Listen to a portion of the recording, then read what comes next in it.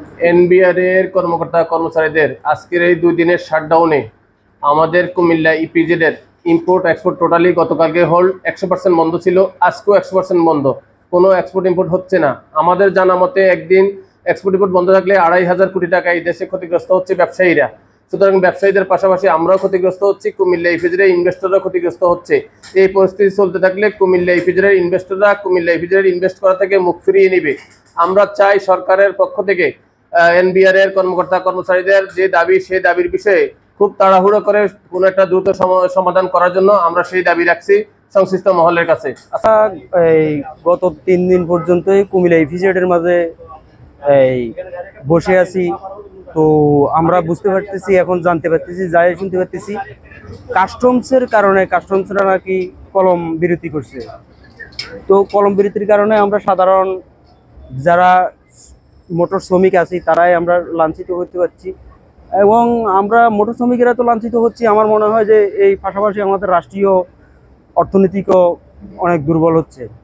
তো আমার জানা মতনে, যেহেতু আমি মূর্খ মানুষ, আমি ড্রাইভার হিসেবে আমার মনে হয় যে বহির্বিশ্বের ভিতরে কোথাও কাস্টম এইভাবে আন্দোলন করতে আমি কোথাও দেখিনি এবং শুনিনি। এটাই হলো আমার যেটুকু আমার জানা।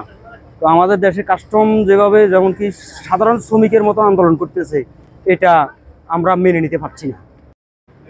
সরকারের যে প্রতিষ্ঠান এনবিআর কর্মকর্তারা তারা একটা মানে স্ট্রাইক করছে তাদের দাবি দেওয়া নিয়ে।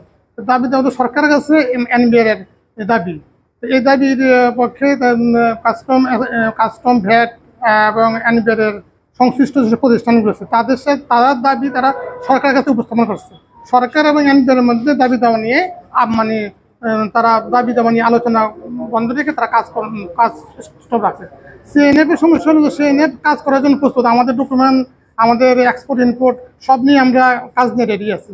এখন অফিসাররা যেহেতু তাদের আন্দোলনে আছে, তারা সাইন না করলে, এখান থেকে ক্লিয়ারেন্স না দিলে, কারণ কাস্টম অথরিটি হলো সুপ্রিম অথরিটি, এখান থেকে যখন নাকি আউটপাইট ডেলিভারেশন তারা ক্লিয়ারেন্স দিবে, দেন আপনার এক্সপোর্ট বের হবে এবং ইনপুট ঢুকবে। অফিসাররা যদি সাইন না করে তাহলে আমরা তো এটা আমাদের মানে আইনিভাবে আমরা বের করতে পারতেছি না।